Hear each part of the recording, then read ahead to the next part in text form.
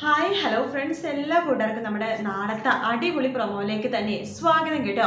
നമ്മൾ വിചാരിച്ച പോലെ തന്നെ ഇന്നത്തെ എപ്പിസോഡിൽ ലാസ്റ്റ് കാണിക്കുന്നത് ഗംഗപ്രസാദും കിരണും പരസ്പരം മുഖത്തോട് മുഖം നോക്കുന്ന ഭാഗമാണല്ലോ.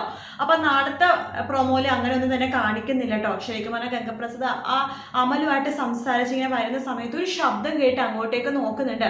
അപ്പൊ ആരുടെയൊക്കെയോ മനുഷ്യരുടെ അനക്കമാണെന്ന് മനസ്സിലാക്കുന്ന ഗംഗപ്രസാദ് നമുക്ക് ഇവിടുന്ന് പോകാമെന്ന് അമലുവിനോട് പറയാണ്. അങ്ങനെ അമലു ഗംഗപ്രസാദിനെ കൂട്ടിക്കൊണ്ട് അവിടെ നിന്ന് വേഗം തന്നെ കുടിയിലേക്ക് പോകാൻ വേണ്ടി പോകുക കേട്ടോ. ആ സമയത്താണ് അവിടേക്ക് കിരണും ബൈജും അതുപോലെ തന്നെ രതീഷും കൂടി വരുന്നത്. ഒരു 2-3 സെക്കൻഡ് വ്യത്യാസത്തിൽ അവർ കാണാതെ മിസ് ചെയ്ത് പോവുകയാണ്.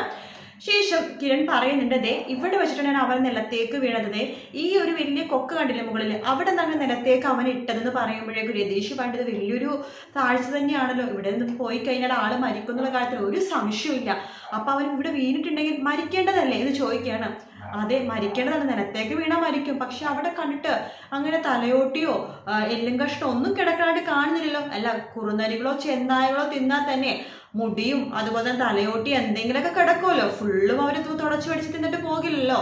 അപ്പൊ എന്തെങ്കിലും കിടക്കേണ്ടതാണ്, ഇതൊന്നും തന്നെ കിടക്കുന്നില്ലല്ലോ. അപ്പൊ അങ്ങനെ കിടക്കാത്തിടത്തോളം കാലം അവൻ മരിച്ചു എന്ന് നമുക്ക് വിശ്വസിക്കാൻ പറ്റില്ലല്ലോ എന്ന് ബൈജു പറയുമ്പോൾ കിരൺ പറയുന്നുണ്ട്, എന്നിട്ട് ഞാനും ആലോചിക്കണം, നമുക്ക് കുറച്ച് മാറി എങ്ങാനും പോയി നോക്കാം. ഇനി വെള്ളത്തിന്റെ ഒഴുക്കിൽപ്പെട്ട് അപ്പുറത്തോ ഇപ്പുറത്തോ എങ്ങാനും കിടന്നിട്ട് മരിച്ചാണെന്ന് അറിയില്ലല്ലോ എന്ന് പറഞ്ഞിട്ട് അവിടെയുള്ള ആ ഒരു ഭാഗത്തൊക്കെ തന്നെ കിരണും ബൈജും രതീഷും കൂടി അന്വേഷിക്കുന്നുണ്ടെങ്കിലും അവിടെ ഒന്നും തന്നെ കാണുന്നുണ്ടോ. ഇനിയിപ്പോൾ എന്താ ചെയ്യാന്ന് പറഞ്ഞിട്ട് അവർ വൈകിട്ട് വരെ, അതായത് ഇരുട്ടാവണ വരെ നല്ല രീതിയിൽ അന്വേഷിക്കുന്നുണ്ട്. ആ സമയത്താണ് അവിടേക്ക് നമ്മുടെ വേലൂനെയാണോ അതോ വേറെ ആരെങ്കിലാണ് കാണണേന്ന് അറിയില്ല, ആ ഒരു ആളെ കാണുന്നുണ്ട്. അപ്പൊ അവരോട് ഇങ്ങനെ ചോദിക്കുന്നുണ്ട്, അല്ല ഒരു ദിവസം മുമ്പ് ഇവിടെ നിന്ന് വല്ല മൃതദേഹം എന്തെങ്കിലും കിട്ടിയായിരുന്നോ എന്ന് ചോദിക്കുകയാണ്. ഇല്ല, ഇവിടെ അങ്ങനെ ഒന്നും കിടക്കുന്നുണ്ടായിരുന്നില്ല എന്നാണ് പറയുന്നുണ്ട്. അല്ല, വല്ല തലയോട്ടിയോ എല്ലും കഷ്ണോ അങ്ങനെ എന്തെങ്കിലും, എന്താ നിങ്ങളുടെ ആരെങ്കിലും കാണാതെ പോയോ എന്ന് ചോദിക്കുകയാണ്. അതെ, ഇവിടെ വെച്ചിട്ട് കാട്ടിൽ വെച്ചിട്ട് ഒരാളെ കാണാതെ പോയി, അപ്പൊ അയാളെ തിരിച്ച് വന്നിട്ടില്ല, അപ്പൊ അതിനെ വേണ്ടി അന്വേഷിക്കാൻ വന്ന് പറയുമ്പോൾ കാണാതെ പോയിട്ടുണ്ടെന്നുണ്ടെങ്കിൽ ഇവിടെ ആരും വന്നിട്ടില്ല. അഥവാ കണ്ടു കിട്ടില്ല എന്നാണെങ്കിൽ അവരെ ചെന്നായ്ക്കൾ തിന്നിട്ടുണ്ടാവും. ചെന്നായ്ക്കളുടെ സ്വഭാവം നിങ്ങൾക്ക് അറിയില്ല, ചോര വരെ നക്കി തുടയ്ക്കുന്ന മൃഗമാണ്. അതുകൊണ്ട് ചിലപ്പോൾ മരിച്ചു കാണുമായിരിക്കും എന്നൊക്കെ പറയണം. ശേഷം കിരൺ പറയണ്ട്, ഇനി നമുക്ക് ഇവിടെ നിന്നൊരു കാര്യമുണ്ടെന്ന് തോന്നുന്നില്ല, നമുക്ക് വീട്ടിലേക്ക് പോകാമെന്ന് പറയണം. ബൈജുവും രതീഷും പറയണ്ട്, ഇനിയിപ്പോൾ നമ്മൾ വീട്ടിൽ പോയിട്ട് ഈ കാര്യം പറയുമ്പോഴേക്കും കിരണിനും അതുപോലെ തന്നെ കാദംബരിക്കും കാർത്തികൊക്കെ ഇത് മതി ടെൻഷൻ അടിക്കാനായിട്ട്, കല്യാണിക്കൊക്കെ ഇത് മതി, കിരണൻ കേട്ടോ കല്യാണിക്കൊക്കെ ഇത് മതി ടെൻഷൻ അടിക്കാനായിട്ട്. അയാളെ മൃതദേഹം ഒന്നും കിട്ടുമെന്നുള്ള ഒരു പ്രാർത്ഥനയിലായിരിക്കും അവര്. അപ്പൊ ഒന്നും കിട്ടിയില്ല, അയാൾ മരിച്ചിട്ടുണ്ടോ ഇല്ലെന്ന് പോലും നമുക്ക് പോലും അറിയില്ലെന്ന് പറഞ്ഞു കഴിഞ്ഞാൽ അവർക്കും ആയിരിക്കും ടെൻഷൻ ഏറ്റവും കൂടുതലെന്ന് കിരണിനോട് പറയുമ്പോൾ കിരൺ പറയുന്നുണ്ട്, അവൻ മരിച്ചു തന്നെയാണ് ഇപ്പോഴും എൻ്റെ വിശ്വാസം. എല്ലും കാര്യങ്ങളും കിട്ടണമെന്ന് നിർബന്ധമൊന്നും ഇല്ലല്ലോ, അതൊക്കെ പുഴയുടെ ഒഴുക്കിലോ വെള്ളത്തിലോ എവിടെയെങ്കിലുമൊക്കെ പോയി കാണുമായിരിക്കും. നമുക്ക് ഇനിയിപ്പോൾ എന്തായാലും ഈ അന്വേഷണം ഒടിച്ച് നിർത്താം. ഇനി അവൻ അഥവാ മരിക്കാതെ ഇനി വരുവാണെന്നുണ്ടെങ്കിലല്ലേ ആ സമയത്ത് നമുക്ക് എന്താ വെച്ചാൽ നോക്കാമെന്ന് പറഞ്ഞിട്ട് കിരണും ബൈജും രതീഷും കൂടി അവിടെ നിന്ന് അങ്ങോട്ട് നേരെ വീട്ടിലേക്ക് പോവാട്ടോ. അതേസമയം അമലു ആണെങ്കിൽ ഗംഗപ്രസാദിനോട് ചോദിക്കുന്നുണ്ട്, മിക്കവാറും നിങ്ങൾ പറയുന്നുണ്ട്, നിങ്ങൾ അന്വേഷിച്ച് നിങ്ങളുടെ അപകടപ്പെടുത്തിയ ആ ആൾക്കാരുണ്ടല്ലോ അവർ വരാൻ ചാൻസ് ഉണ്ട്, മൃഗങ്ങളെയൊക്കെ ഉപദ്രവിക്കാൻ പറ്റുന്ന ആൾക്കാരെ. കാരണം നിങ്ങൾ മരിച്ചല്ലോ എന്ന് അവർക്ക് അറിയില്ലല്ലോ. അവരെങ്ങാനും വരുവാണെങ്കിൽ നിങ്ങൾ പേടിക്കുമെന്ന് കേട്ടോ, ആരും നിങ്ങൾ ഒറ്റ കൊടുക്കില്ല. എല്ലാവരും നിങ്ങളെപ്പോലത്തെ ഒരാൾ ഇവിടെ ഇല്ലെന്നുള്ള കാര്യം തന്നെ പറയുള്ളൂ, ഉണ്ടെന്ന് ആരും പറയില്ല.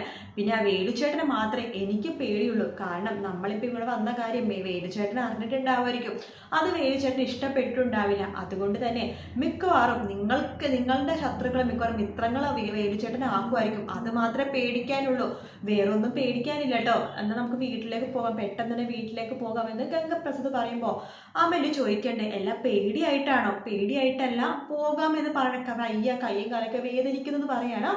അങ്ങനെ ഗംഗപ്രസാദും അതുപോലെ തന്നെ അമലും കൂടി പോകുന്ന സമയത്ത് വലിയൊരു ശബ്ദം കേൾക്കാം കേട്ടോ. ആ ശബ്ദം കേൾക്കുമ്പോൾ തന്നെ ഗംഗപ്രസാദ് വേഗം അമലുവിനെ ചേർത്ത് ഇങ്ങനെ പിടിക്കുകയാണ്. ഗംഗപ്രസാദിന്റെ വിചാരം കിരണോ ആരെങ്കിലും ഒക്കെ ആണെന്നാണ്. പക്ഷെ അമല് വിചാരിച്ചേക്കണ എന്തോ വലിയ മൃഗങ്ങളെന്തോ കണ്ടിട്ട് പേടിച്ചിട്ടാണ് തന്നെ പിടിച്ചതെന്നാണ് വിചാരിക്കുന്നത്. അപ്പൊ അങ്ങനെ അവരിങ്ങനെ പിടിച്ച് നിൽക്കുമ്പോഴേക്കും അമലുവിനെ ചെറിയൊരു ഇഷ്ടവും പ്രണയവും ഒക്കെ ഗംഗയുടെ തോന്നുവാണ്. ഗംഗയും അത് മുതലെടുക്കുന്നുണ്ട്. കാരണം വേറൊരു മനോഹരനെ പോലത്തെ മുതലെടുപ്പല്ല കേട്ടോ.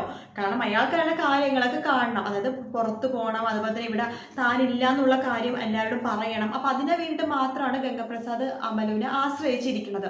അങ്ങനെ അവർ തിരിച്ച് കുടിയിലേക്ക് എത്തുമ്പോഴേക്കും വേലു ചോദിക്കേണ്ട, നിങ്ങൾ ഇത്ര നേരം എവിടെയായിരുന്നു, നടക്കാൻ പോയെന്ന് പറഞ്ഞിട്ട് ഇപ്പൊ ഒരുപാട് നേരം എന്ന് പറയുമ്പോഴേക്കും അമല് പറയണ്ട്, അത് വേലു ചേട്ടനെ അറിയണ്ട, ഞാൻ ഈ ചേട്ടനായിട്ട് നടക്കാനൊക്കെ പോയതാണെന്നൊക്കെ പറയുമ്പോൾ അതൊട്ടും തന്നെ വേലുവിന് ഇഷ്ടമാവുന്നില്ല. അങ്ങനെ വേലു മനസ്സിൽ വിചാരിക്കുകയാണ്, എന്താ ഞാൻ വിചാരിച്ച പോലെ തന്നെ ഇവൻ മിക്കവാറും വല്ല കൊലപാതകയോ കൊള്ളക്കാരനോ ആവാനാണ് ചാൻസ്. അവന്റെ മുഖത്ത് എഴുതി വെച്ചിട്ടുണ്ട് അവനാണ് അത്ര ശരിയല്ലെന്ന്.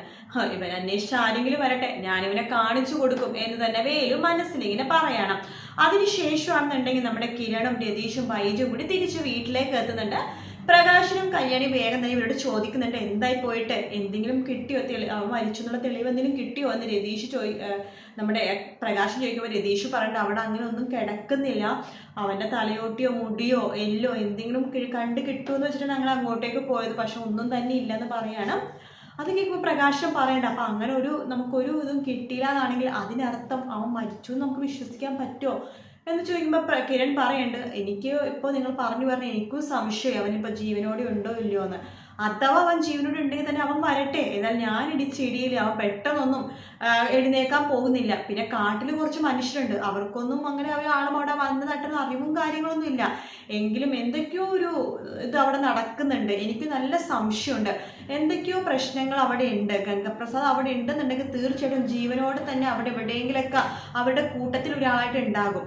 എല്ലാന്നാണെന്നുണ്ടെങ്കിൽ അവൻ മരിച്ചിട്ടുണ്ടാകും. മരിച്ചിട്ട് വല്ല തലയോ ഇങ്ങനെ എല്ലോ നഖോ മുടിയോ ഒന്നും കാണണമെന്ന് നിർബന്ധമൊന്നും ഇല്ലല്ലോ. മാത്രമല്ല അത്രയും വലിയ കാട്ടിൽ നമ്മൾ എവിടെ പോയി അന്വേഷിക്കാനാ?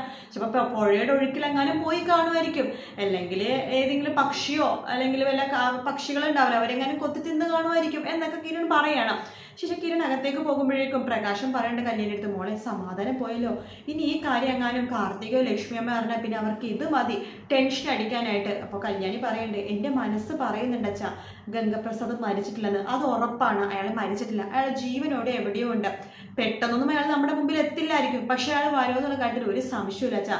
കാർത്തികേശ്വര വിവാഹത്തിന് ഇനി 2 ആഴ്ച സമയമുണ്ടല്ലോ, അപ്പൊ അതിനുള്ളിൽ അയാൾ എങ്ങനെയെങ്കിലൊക്കെ നാട്ടിലേക്ക് വരാൻ നോക്കും. അയാൾ ജീവനോട് ഉണ്ടെന്നുണ്ടെങ്കിൽ തീർച്ചയായിട്ടും അയാൾ നാട്ടിലേക്ക് ഒന്ന് വരുമെന്നുള്ള കാര്യത്തിൽ ഒരു സംശയമില്ല എന്ന് കല്യാണി പറയാണ്. അത് കഴിയുമ്പോൾ പ്രകാശനും ടെൻഷൻ ആവാട്ടോ, ഇനി അങ്ങനെ എങ്ങാനും വരുമോ എന്നൊരു ടെൻഷൻ പ്രകാശിന്റെ മനസ്സിലും ഇങ്ങനെ തോന്നുവാട്ടോ.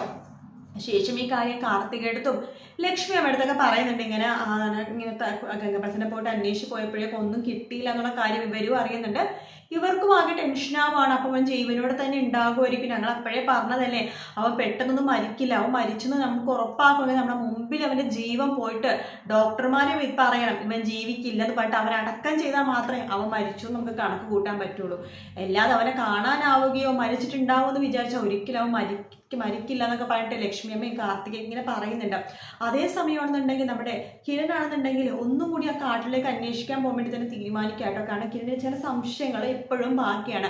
അപ്പോൾ ഈ പ്രാവശ്യം രതീഷിനെയും ബൈജുവിനെയും കൂട്ടിക്കൊണ്ടാണ് പോയെങ്കിൽ അടുത്ത പ്രാവശ്യം കിരൺ പോകുമ്പോഴേക്കും ഇവരെയൊന്നും കൂട്ടിക്കൊണ്ട് പോവില്ല. കിരൺ ഒറ്റയ്ക്ക് തന്നെയായിരിക്കും പോകുന്നുണ്ടാവുക. പിന്നെ കിരണിനെ സഹായിക്കാൻ വേണ്ടി അവിടെ ഒരാളുണ്ടല്ലോ, വേലു.